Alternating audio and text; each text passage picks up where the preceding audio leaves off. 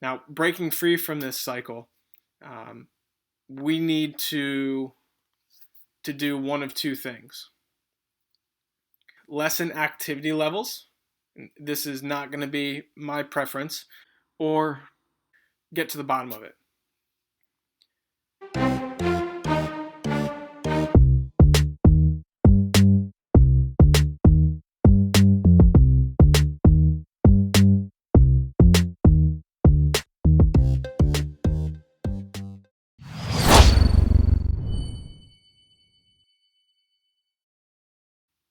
Well, right, and that's kind of why I want to kind of transition into that next point that we hit on earlier.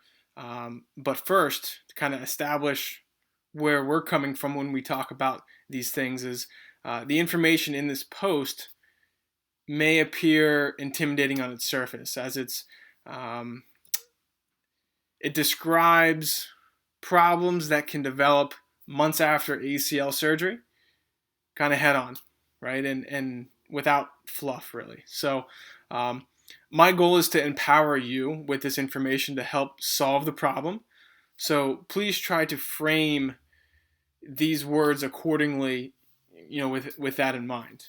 Said this is a diagram we developed that we feel captures where a lot of people are in this world when it comes to persistent pain and nagging injuries. But before kind of showing you and overwhelming you with kind of all of the things about this cycle, let's just hone in on that very first bubble on the top left, which is excessive, repetitive, or unusual force. So this is where the cycle begins. For some of you, it may be the ACL tear itself. For others, it could have been, kind of like we hit on before. Maybe it started with a previous injury that initiated the cycle and eventually led to an ACL tear. Then we kind of transition into step 2 here, right? So we have that excessive, repetitive, or unusual force, and now the central nervous system goes into a protective state.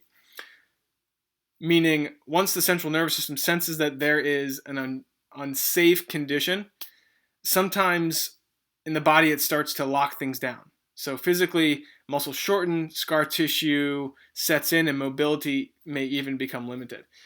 Neurologically, then, pain signals develop, right? They amplify, compensation patterns develop.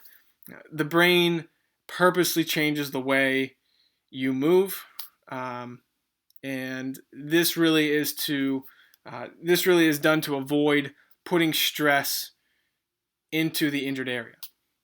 So then as we come down and over to the left here, we find ourselves in a place where the nervous system or the central nervous system learns to continue these patterns.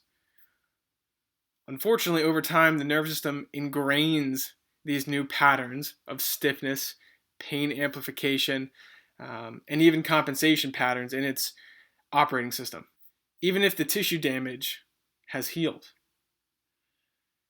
Muscles are no longer absorbing force as efficiently as they used to, and the new movement patterns will likely cause excessive, repetitive, or unusual force to begin in other areas of the body now too.